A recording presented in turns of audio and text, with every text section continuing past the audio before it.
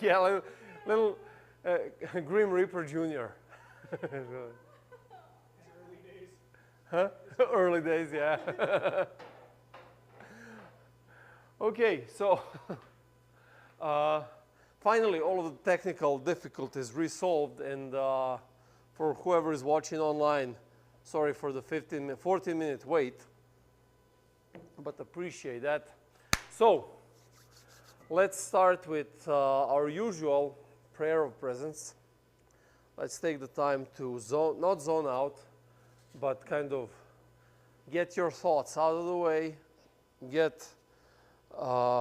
become aware of you wherever you are right now, and become aware of God's presence as we are here. Let's give it a minute.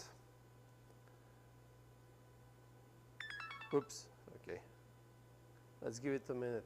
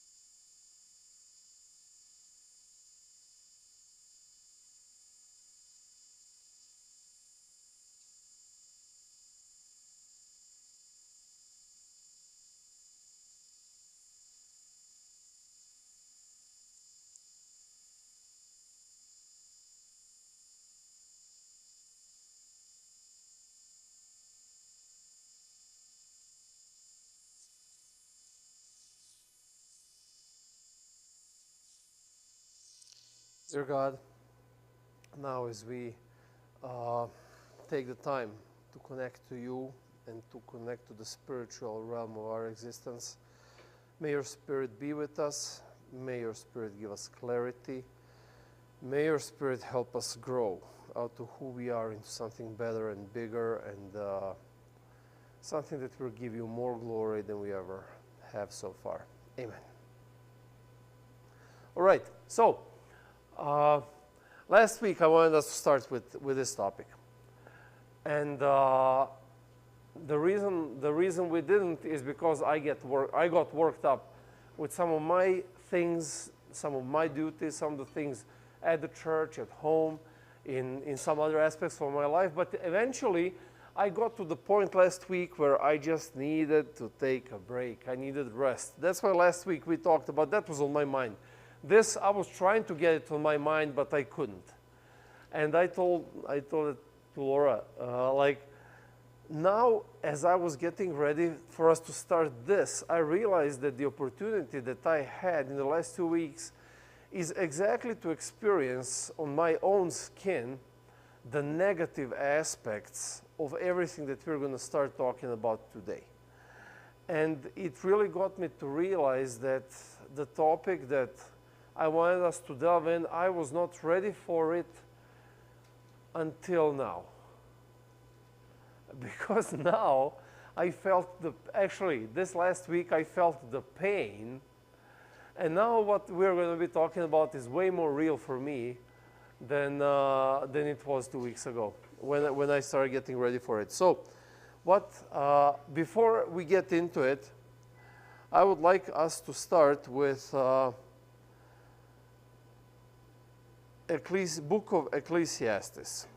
So let's just go there to the book of Ecclesiastes, chapter 1. And let's go through first 11 verses. The words of the preacher, the son of David, king in Jerusalem, obviously Solomon, most likely. Vanity of vanities, says the preacher. Vanity of vanities. All is vanity.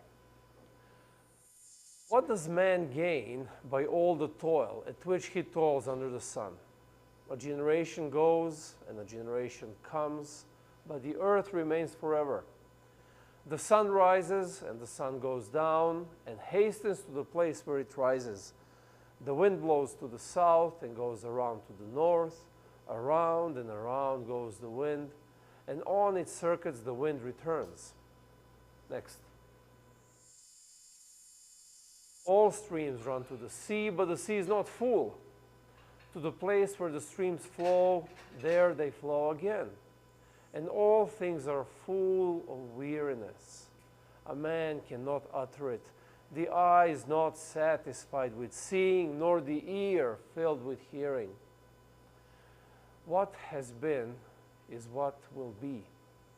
And what has been done is what will be done. And there is nothing new under the sun. Is there a thing of which it is said, see, this is new? It has been already in the ages before us. There is no remembrance of former things, no, there will be any remembrance of later things yet to be among those who come after. Oh, the beautiful, encouraging, positive, inspiring, uplifting Solomon.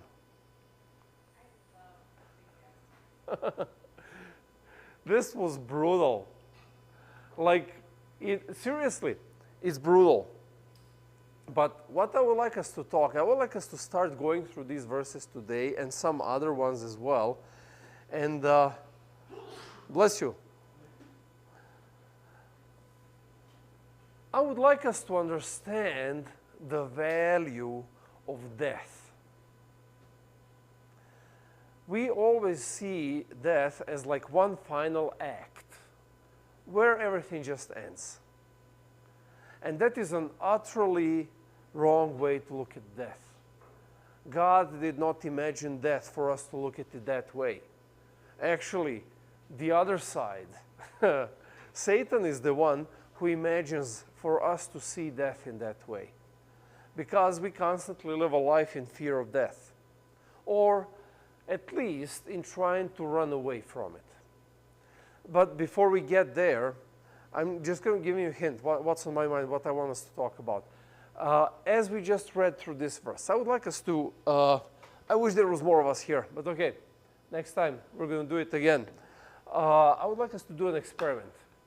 I would like us to do pretend life. So, you guys remember when we were kids, and when you're left home by yourself and all you have is your toys, who would you play with?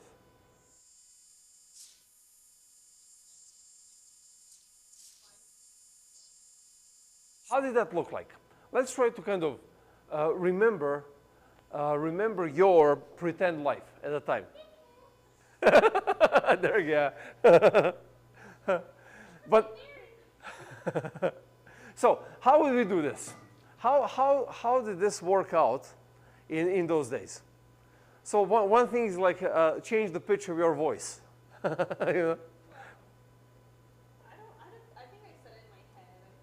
I played with Barbies, and I did like scenes. Thank you.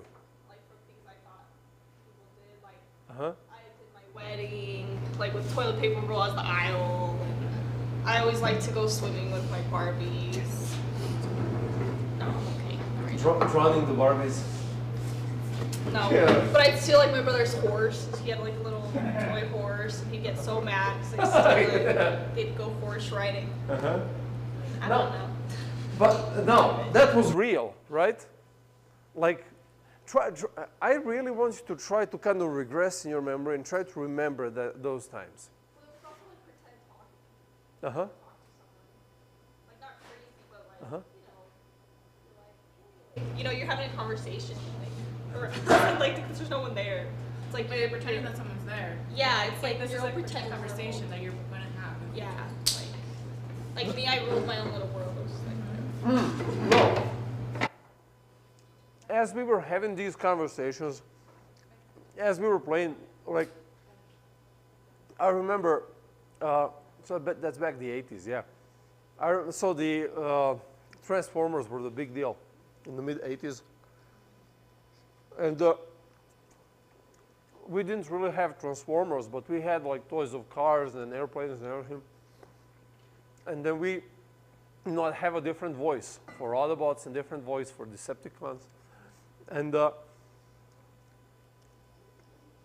you talk to them, and they talk back to you, and they tell you stuff, but never really. I mean, try to remember this. Yeah, it was super fun. You had, as you said, the kids have their own world of imagination in which they socialize, do good stuff, do bad stuff, get happy, get sad, and so on. But in the end, they snap out of it. Dinner time, suddenly all of these little live characters that were right there with that paper towel wedding band and everything else, suddenly everything is bombed, just back to being a bunch of plastic and glass and wire, because you're running away to the real world. Oh, the food. Oh, my goodness. Now, at what point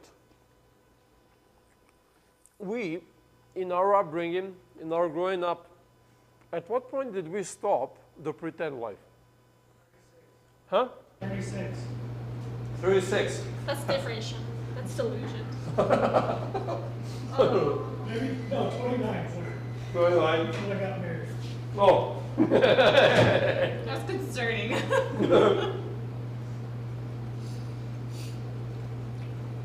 Come on. Middle schoolish. Middle schoolish. So It's that a is little like bit 10, different. 11, 12, Yeah, 13. 10, 11, 12. Developmentally,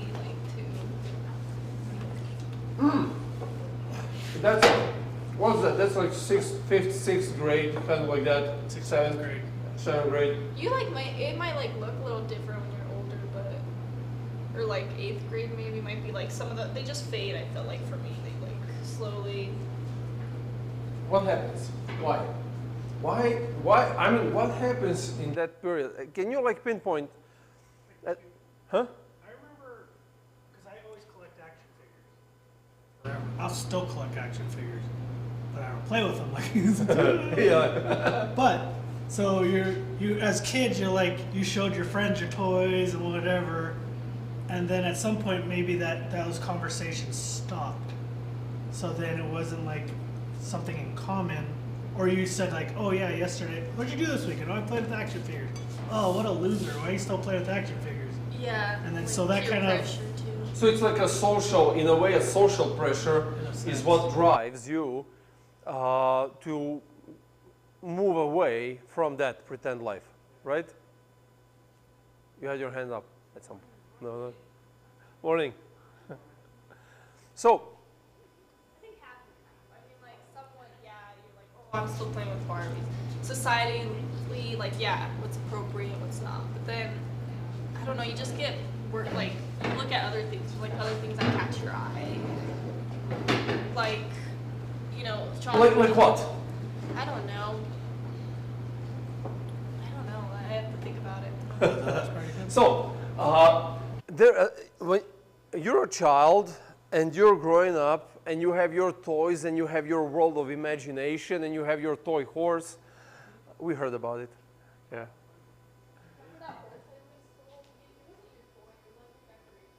I was still with my Barbies. That's funny. But and then you have a whole alive world that actually comes out of your mind into these pieces of plastic and gives them life.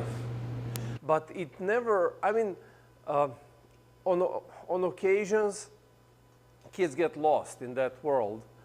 And you want to say they lose contact with real reality. You know, they have like those imaginary friend issues where they're actually, children actually believe, and I don't know what's behind that. It's kind of, yeah, some things get kind of creepy. But the bottom line is, you have a real life and you have this pretend life. And then as you're maturing, as you're growing older, you dismiss this pretend life because that's for kids, you know? I'm not at the age anymore where I'm gonna, you know, play with action figures or change my voices, you know, to whatever. I'm gonna just have them sitting around and remind me of that time, whatever. I have fun seeing them, but not playing with them anymore. Because now, what happens? You know, you get to middle school, you start playing with different toys. Huh? Girls more. Start what? Liking girls more. Start liking girls more in middle school. He starts liking. Oh, starts liking. Oh, I understand like and then I couldn't understand what you say. Okay. Yeah. And everything starts rolling more around relationships, girls, boys, and so on. But still, usually at that time you get into sports. You know, that's when kind of sports come in. And then you have a pretend life in sports. You guys, anyone really got involved in sports in high school? All right, you guys can remember how real that stuff was. Like, do you guys remember the amount of emotion, energy you exerted in those games? It was euphoria. It was devastation. It was screaming your lungs out. It was crying your eyes out. Like, You still do that. You still do that with the game today. yeah, now you watch Broncos lose like 150 to minus 502, you know, and like and a lot of, like this opener game, a lot of Broncos fans cried, you know, justifiably. But here's the thing. What is the difference? This is my question in the context of the verses that we read. What is the difference between a pretend life of little children playing with Transformers and Barbies and adult people playing sports? What is the difference in the pretend life? I raised my hand before you said played sports because I was like, oh, what's the difference between adults and kids, you know, playing pretend? I'm like, they still play pretend. They'll be in the shower having imaginary fights of them winning. That's still a thing that some people do. Mm-hmm. Or you hype yourself up, like, do this, you know? Do you ever have a pretend drive in traffic? For example, somebody cuts you off and they just leave at the next exit. And then for the next 5 minutes, as you're on the highway, you have a pretend drive where you cut them off, they slid off the road, pulled over, got in a fight. Have you ever? No. You guys? Intrusive thoughts, we don't let them out of our brain. No, but come on, you can't tell me that after something like that happens, you have a pretend life in your head where you imagine vindicating for whatever happened. I daydream of like driving super fast. You're going 3 miles an hour. Okay. I kind of see what you're saying, yeah. The whole point that I'm trying to make with this whole idea of pretend life is that we never stop pretend life. We think that we do, but essentially the world we are raised in is designed in a way to keep us in pretend life. And that's what the verses that we read is trying to break through and make a point where, listen, you adult person, you serious guy with your degree and your profession and your money and your success and your achievements and your vehicles and everything, listen you right now. Let's go back to that first slide, yeah. Listen to you now. Vanity of vanities, says the preacher. Vanity of vanities, all is vanity. Essentially what Solomon is trying to say, everything you think right now your life is, most of it is pretend life. Everything you achieved in the last 5 years, most of it is pretend life. Because everything you did is followed by, and what now? You know when kids, they kind of hit age of 4, and then the main question is why? Why is the sky blue? Well, because the atmosphere, oceans, this and that. And why the oceans? Why?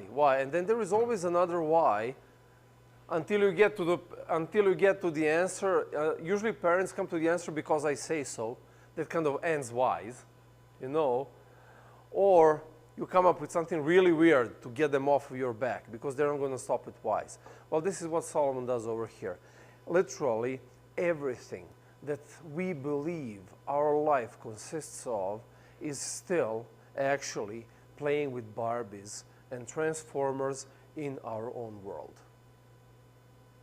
That's why I mentioned yesterday when I sent you guys that message. We do not think about death enough. We think about life all the time. And we try even to push death, the whole idea, the concept of death, we try to push it aside as something that's going to happen somewhere in the future. In the meantime, I have all of these things to do and all of these things to achieve. Where in reality, the older you get, the more back pain you feel, the more you realize death creeping by on you, the more you are afraid. And it's interesting when you look at through the history, like one of the biggest things in the science through the centuries was coming up with some kind of medication for death, in something that's going to prevent us from dying. Because Solomon over here says, everything you do, everything you achieved, so what? What now? You guys read these verses numerous times. I want to hear it now from you. So, vanity of vanities, says the preacher, vanity of vanities, all is vanity. What does the word vanity mean? Pride. Pride. Okay, you would say pride. How the rest of you guys understand this word vanity? Waste of time. Waste of time, okay? Isn't it like also like you're very into like worldly things? Maybe not. You're very into what? Like worldly things. What do you mean by worldly things? Maybe like a bunch of jewelry, like really the way that you dress to get certain type of attention. Okay. Yeah, maybe that's how I see it. So vanity is something like materialistic. Yeah, Okay. like really into materialistic. Okay. items. Thank you. Okay. Anybody else? Yeah, like, well, another translation is meaningless, so like pointless, or like, I think in the Hebrew it's like vapor, like vanishing, like it's not really sustainable, or like you can't hold on to it. So it's just like gone. Okay. You said a lot now in these few sentences. So meaningless, pointless, but let's revolve a little bit around the Hebrew word. There is somewhere there. Next one. Next one. There we go. So, the Hebrew word for vanity is hebel, and you'll find it numerous places in the Bible, but it literally means breath. And it's used in several different places, and in the Bible they describe I'm sorry.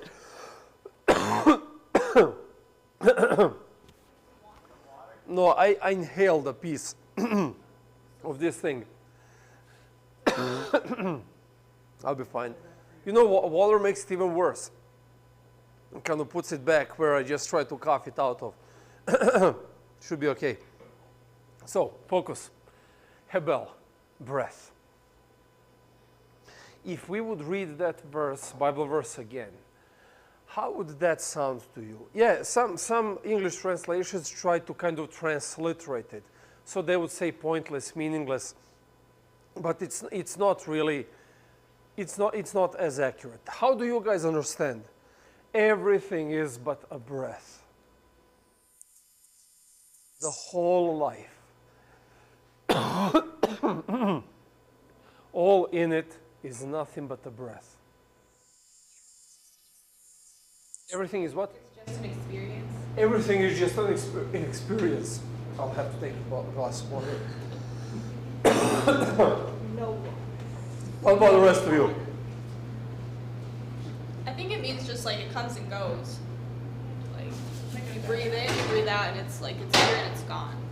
Like it's a breath, like it's vanishing. It's again, you can't like hold on to like your breath, like the vapor. It comes and goes. You can't hold on to it. Okay. What about the rest of you? Everything is but a breath. I feel like breath, like breathing is very quick. Like something you're not like slowly breathing. It's like something that's like kind of very quick. So it's like something that comes and goes, like Jenny says. Okay. All right. Breathing's involuntarily. Hmm? Breathing is involuntarily. Okay. So it's just like, you're not sitting there going, okay, today I'm on my 203rd breath right now. Okay. It's just like everything like comes and goes, or it's just like everything kind of flows down the river kind of. Okay. All right. Let's check out this Bible verse. Psalm 39, verses 5 and 6, and then 11. Behold, you have made my days a few handbreadths. Hebel, vanity. And my lifetime is as nothing before you. Surely all mankind stands as mere vanity, breath. Surely a man goes about as a shadow. Surely for nothing they are in turmoil. Man heaps up wealth and does not know who will gather. When you discipline a man with rebukes for sin, you consume like a moth what is dear to him. Surely all mankind is a mere vanity. Breath. How do you understand the word breath over here?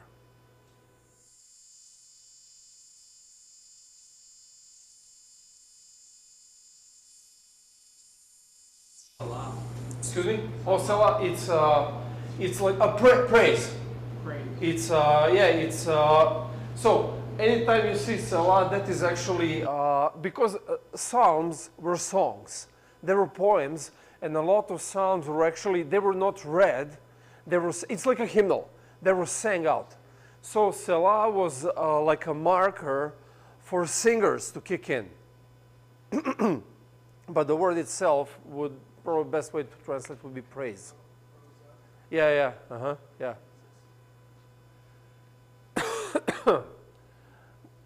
How does, when you think about your life, how does this word breath resonate? How does it sound? What does the word breath tell you about your life?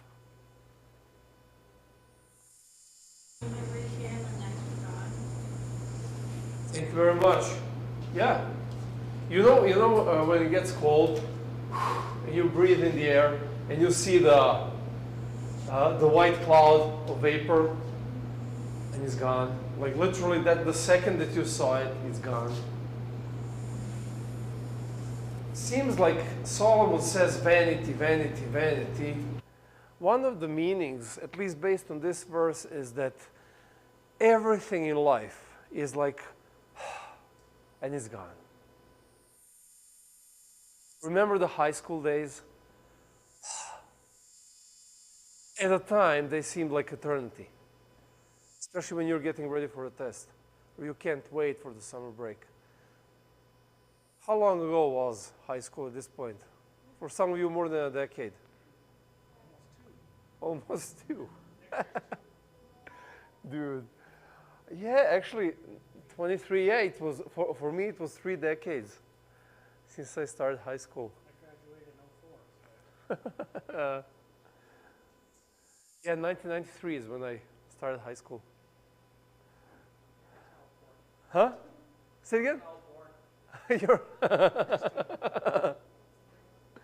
No, but think about, so the day is behind you. So think about the days of your achievements. Think about the days where you really put an effort, you burn so much energy and focus and time. Where is it now? Breath. It's all gone. Vanity, vanity, vanity. Let's read this verse. Psalm 144, verses 3 and 4. O Lord, what is a man that you regard him, or the son of man that you think of him? Man is like a breath. His days are like a passing shadow. How fast does a shadow pass? Just like it's here now, the moment the sun comes out, it's gone. But again, the idea of the word breath, the idea of the word vanity, as we read it, it's not meaningless. And the reason I really wanted to stress this out, and I want us to go through this, because I don't know what translation of the Bible you guys read. I think the NLT translates it as meaningless, and that's why I didn't like it when I started reading it. Because the whole point of Solomon is not that the life is meaningless. He is not being a depressed old guy trying to depress the rest of the world. He is trying to get us, the people who are reading it, he calls himself the preacher. He's trying to get us to snap out of pretend life that we live in right now.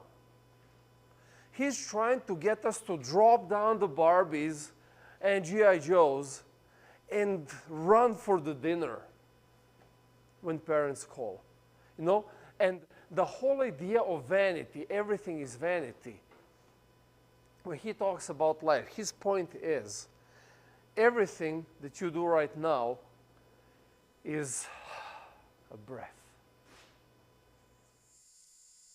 Everything you will do in the future from this point looks huge, but when you get on the other side, it's but a breath. So stop pretending that these things value more than a breath, and figure out where the real value lies. Now, let's go back to Ecclesiastes chapter 1.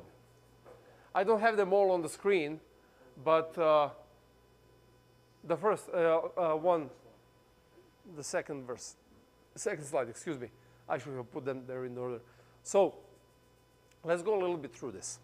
So, and try to see it as not a depressing thing that he's saying. Try to see it as something that somebody is telling you. Try to see it as a red pill. Matrix. Makes sense. Okay. Okay. All this is like pretend. I was like Matrix type.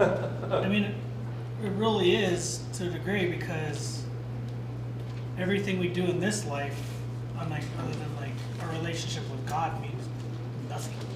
Like how we treat people, how we treat ourselves. Other than that, like nothing is gonna go with us to heaven. So it's like that cutoff point. Yeah, I mean, there are much worse examples than that. You had, like just living through 2008 and 9, you had a lot of people who invested their lifetimes into building wealth that evaporated, like literally evaporated. We had the same situation back in 2020 when COVID hit. You had thousands of people all over the United States who built Airbnb empires. And 2020 came, and 90% of them lost everything because nobody was using Airbnbs anymore for like the year and a half or so. And they had mortgage on top of mortgage on top of mortgage because business was going really good. But then the moment circumstances changed, they lost every, and for being in that situation, it's not that you just lost the material. What you really lost is all of that time and energy and focus and effort that you could have invested in something that really counts, but you didn't. And now all of that is gone and lost. So let's keep reading. Let's read just verses from this slide, and then we'll keep. I want us to see what Solomon says life is. Not what life is not, but what life is from the perspective of real life, not pretend life. What does a man gain by all the toil at which he toils under the sun? A generation comes, but the earth remains forever. The sun rises and the sun goes down and hastens to the place where it rises. The wind blows to the south and goes around to the north. Around and around goes the wind, and on its circuits the wind returns. Next one, Josh. All streams run to the sea, but the sea is not full. To the place where the streams flow, there they flow again. All things are full of weariness. Now we're actually getting to something else. Before we keep reading this full of weariness, let's just kind of reflect a little bit on the passage before that. So, one thing that we already mentioned is life is short, right? That's one thing that Solomon leaves an impression over here. Life is a breath and it's gone. By the time you turn around, you're 30. No, by the time you turn around, you're 40. Huh? You're not even 30 yet. Gordon, hey, by the way, today's Gordon's birthday. He's turning 65. Wow. Oh, he's as old as my dad. And and we're all invited after to go to Urbana for a birthday party. My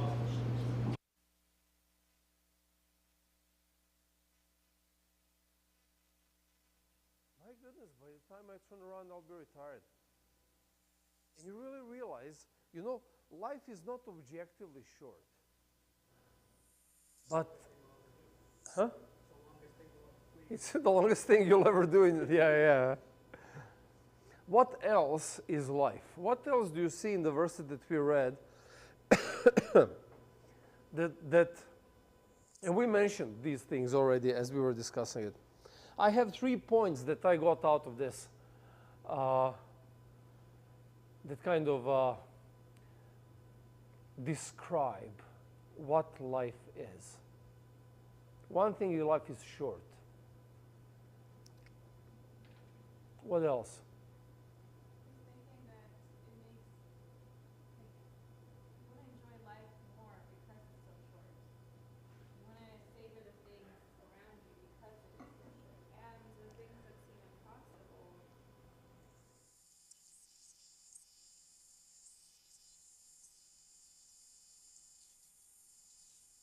You're jumping a little bit ahead, but yes. What was your question? I want us to understand the perspective of life from Solomon's description over here. One thing that he is stressing over here, life is short. So, you better grab it while you have it. Huh? That's how I saw reading this, to focus on what's important. Okay. Instead of things that have already been done, as achievements that you believe are great. But there's nothing new under the sun, so focus on what really matters. And you see, okay, but there is more of a message to this idea of there is nothing new under the sun. What else do you guys see here? What else is life except being short? Sea. I mean, look at it, it's like all streams. Uh-huh. Sea. But the sea is not full, so it's like you're not reaching that full potential. I don't know. Okay. My eyes kind of get caught on, and maybe this is just my negative perspective, but like all things are full of weariness, and a man cannot utter it, the eye is never satisfied. So like almost like it's not enough. Like you almost cannot be satisfied with what is here because it's just not enough. Thank you. Okay, I want us to go later into that, but yeah, okay. We see what you just mentioned over here, we see it in the rest of the verse. First thing, life is short. Second thing, life, go ahead. Sorry, I was just thinking about when people say like, I want to leave my mark on the world. Mm-hmm. And it's like, it says here, it's like, all things have been done. It's like, what mark are you trying to leave that hasn't already been done? People want to leave a legacy. People want to make sure to be remembered. Everybody wants to be, you know what I say? Be original, just like everybody else. Hmm. I think it's also like what you want to do, what you've done, and what you're hoping to do. It's not like someone else hasn't done it before, and they were also forgotten. After 2-3 generations, everything you did is going to be forgotten. So do something meaningful, but I mean, like you said, it's just what does he say? It's like it's not meaningless, but it's like I forgot. It's like something under the sun he talks about. Well, I was thinking about that a long time ago, and I think I talked to you about it, or some of my other friends that I talked to. So then what's the point of life? And what my realization is to be a good person, to help others, to help bring other people up. Because then it's like, yeah, you do all these things like Phil said, but then it's already been done, so like, is that really important? So then my meaning of life is to be like Jesus, to help other people. Thank you. All right. We are getting there slowly. One thing that you said is, so life is short, we elaborate on that. Life is elusive, just like breath. Life is something you can't really hold on to. The moment you try to hold on to life is the moment you lose it. The moment you try to hold on to anything in life is the moment you actually tie yourself down. So the real breath, you can't get that breath back. You have it in you for a moment, it fills you with power, and it's gone. Now you need another one. Experience of life is elusive. Did you raise your hand or you just? Yeah, but I'll Okay. You guys know who Joanne Collins is? Joanne Collins. Shame on you. You guys remember the Dynasty? Huh? Duck Dynasty. Hey, see, all of you are making my point. So back in the 80s, there was like a huge soap opera called Dynasty. No, doesn't ring a bell. That thing was top of the world. And Joanne Collins was one of the main actors in it. And one of the things that she said later on in life, she says, you know what beauty is? Beauty is like being born rich, and then you, in an instant, go from riches to rags. Beauty is like being born rich, and then going from riches to rags in an instant. Because she was beautiful when she was young. And then the beauty, as she was aging, as all of us age, the beauty just fades away. And the more you try to grasp it, the more of it, the more you lose of it. But the reason I brought that up, I was thinking like who would be a good example, and this was a good example because I knew that none of you would know. But if I asked your parents, all of your parents would know.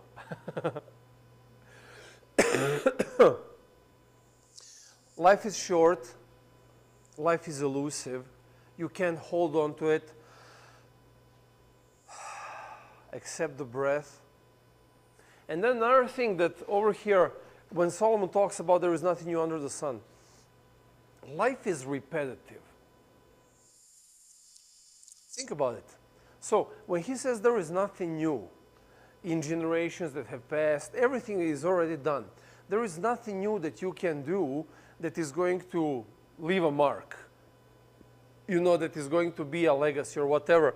I mean, all you can do is recycle. Life is recycling.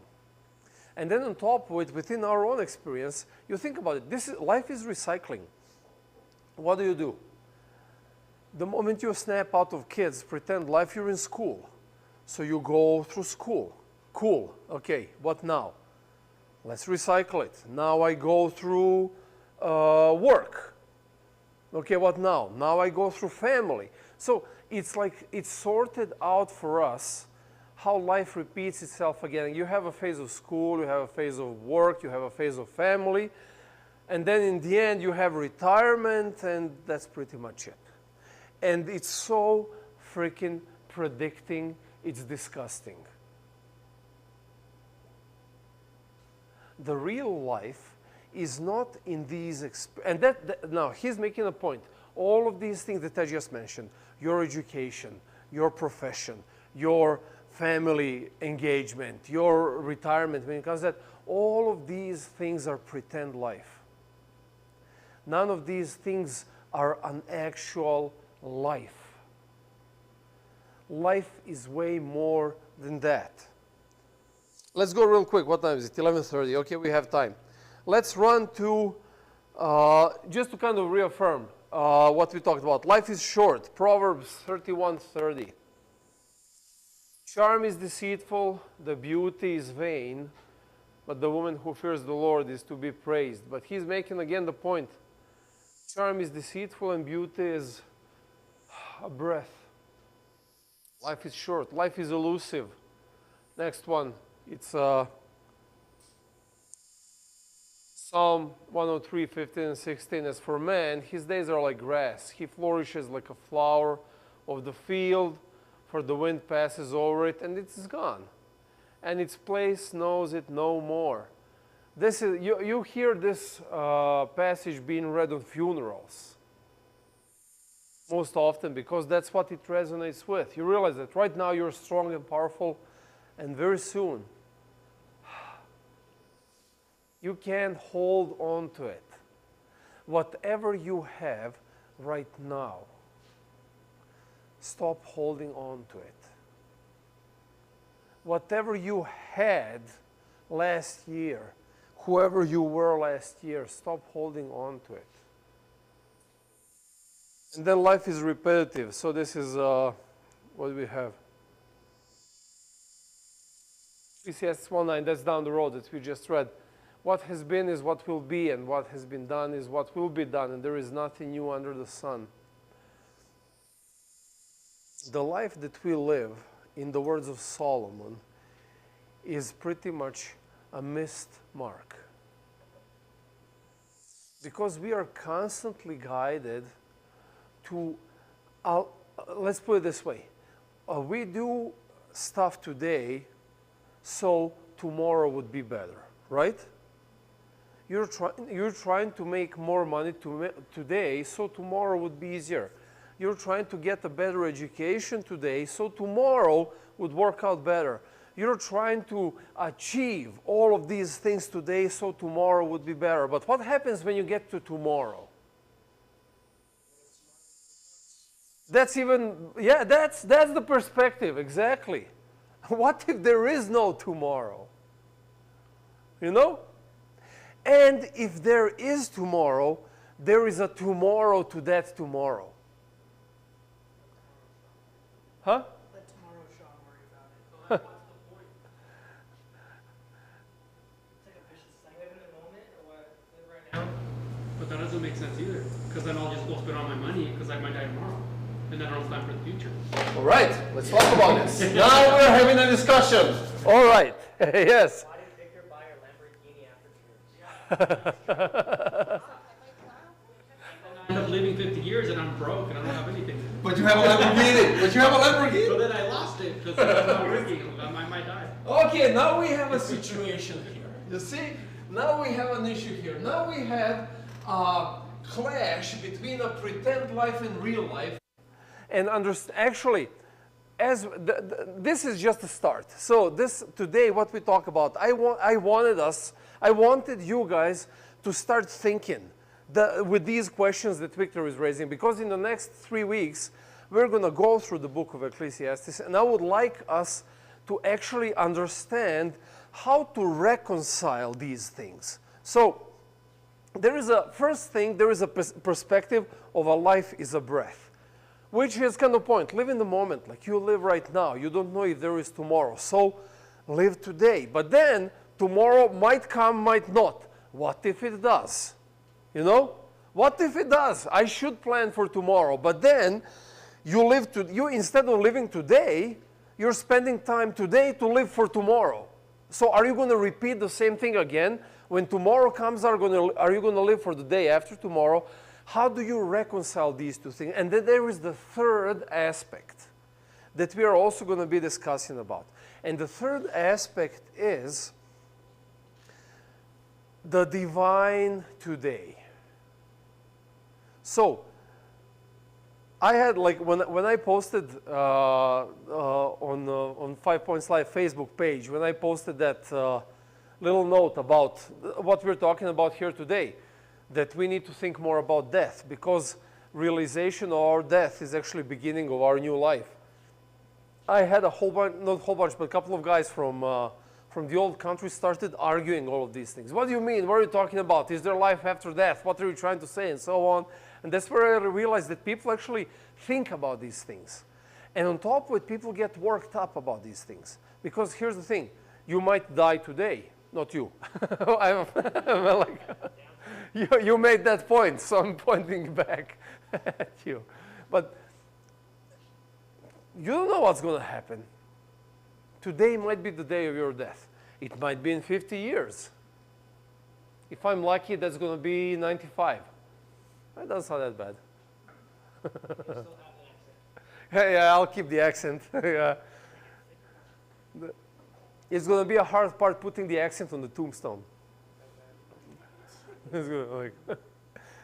But we don't know when is death going to come.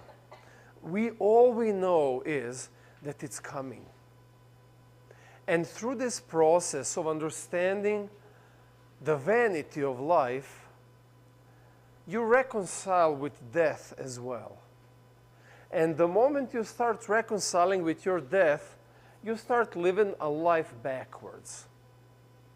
Instead of living right now for some future to come, you let your future live for the future.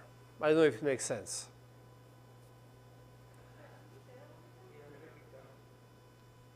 You live for today. That does not mean live recklessly. You live for today.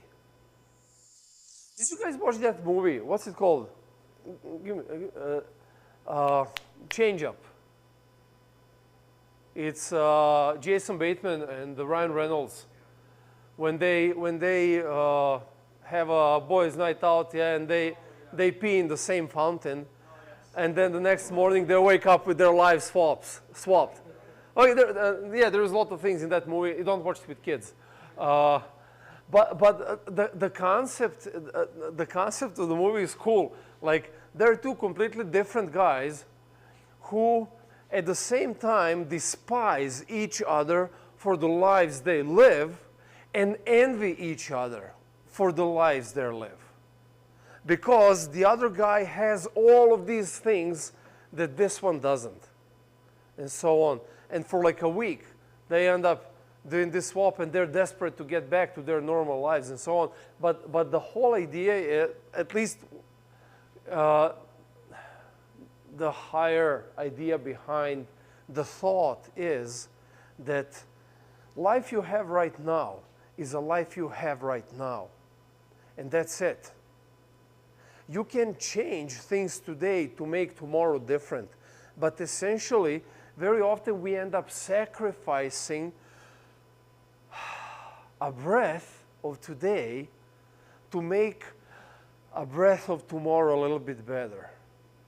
And then what happens in that process is that you didn't live today, nor you will live tomorrow, because again, life is repetitive. And you create this habit of creating something for whatever is to come. instead of making the best of it, what you have right now, and allowing the future to unfold itself. I'm going way ahead. We are going to be talking about this. I just want you guys to think about it. The questions that Victor raised and Philip. I want you guys to think about these things in your life right now. You had your hand up. I'm sorry. It was like... No, you're totally fine. I was going to say that tomorrow's worries are tomorrow's worries. That's what I was going to say. And Jesus says that. You remember Matthew 6? He says, stop worrying about tomorrow. Like, can you add an inch to your height by worrying? You can do nothing. Actually, 6'10" if I did. yeah. Actually, but it's even cooler what Jesus says. That is, again, the transliteration. Jesus actually says, can you add another hour to your lifespan by worrying? Because that's what we try to do. We are trying to add that another hour to our lifespan. And Jesus is like, you can't do that. Stop worrying about tomorrow. Chill. Like you read Matthew chapter 6 and you realize that Jesus and Bob Marley sound so much alike that that's crazy. You know? And people look at Bob Marley and they're like, ah, hippie, freaking hippie. But they were right.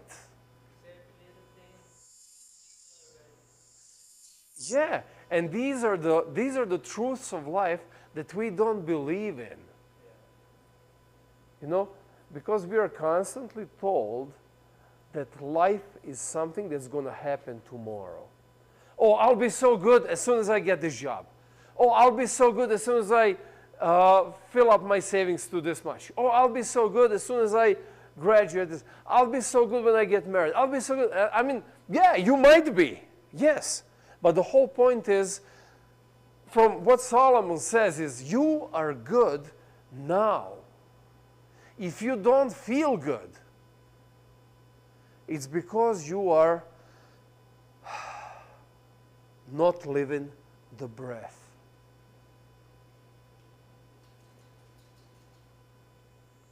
You are good right now because you're alive, because you're here, because you're present, because you're young, because you're full of energy, you're full of hopes and dreams and expectations, and that fills up your lungs with life. But that's today, and embrace it today. What tomorrow will bring, it's vanity. We'll talk more about this as we start reading as we keep reading the book of Ecclesiastes. What I really, again, let me reiterate that. This week, actually, let's put it this way. I wanted us to do this at the beginning, but there was only a few of us, so I kind of decided to skip it. This is the homework for this week. Imagine your funeral. Now, I'm not talking about you have that like that experiment where people are talking about you and what would you like people to say about you. No, that's not what's on my mind. I want you to imagine your funeral. You said 50 years, whatever you guys give yourself, 20, 30, 40, 50, 60. What do you give yourself? Come on, give me a number. Yeah. What do you think? What do you expect? You strive for 100, but what do you actually expect? Like 70 something. You're like 28, right? You're 29. So 70, so you're looking at some 40 something years. 40. Oh, okay. But you're looking at 70 something, so you're giving yourself another 40 few. Okay. What about the rest of you? I'm not even going to ask you. I'd like at least 60. Huh? At least 60 more years. Another 60? 90 at least. Okay. Yeah, he confused me for a moment. Like, That's how many more years, right? yeah, how many more? Yeah, you answered right. It just sounded Imagine, so, it's your funeral. Or even better, it's your deathbed. You're still alive. It's your deathbed. You're on your deathbed. Hopefully you're old. And you're looking back. Now, this is what I really want you to think about this week. What would you like to see as you're flipping through your family album? What kind of photos would you like to see remembering you, or taking you back to your 40s, then taking you back to your 50s, then taking you back to your 60s? Think about that. And next week, I would like us to start with answering that question. So, as you're flipping through that family album on your deathbed and reminiscing of those past decades of your life, what will give you the most joy to see in that album? No, I don't want you to answer now. I want you to because here's the thing. Right now, instinctively, you know, we very often we answer things that are on our mind right now. But take the time and give it a thought this week. And come up with at least 5 photos that you really want to see for each decade of your life that you're reminiscing on your deathbed. Okay? Excellent. Any more questions? Lovely. Let's...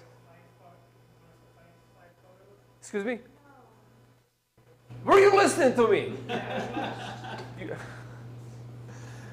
So... Sean got triggered. He heard homework. Yeah, yeah. The moment I said homework, yeah, he lost me at homework. Okay, let's have prayer. Let's close this down and let's finish off if there's anything less from those delicious muffins. That was good. Dear God, we know that life is just a breath, and we tend to live it as it will never end. And then that causes problems in our today. So right now I ask you for this group of young people over here. May your Spirit really help them reminisce of future in this week. And may they really see a perspective of their future past in a way that will help them build today to give you glory and to bring them joy. Amen.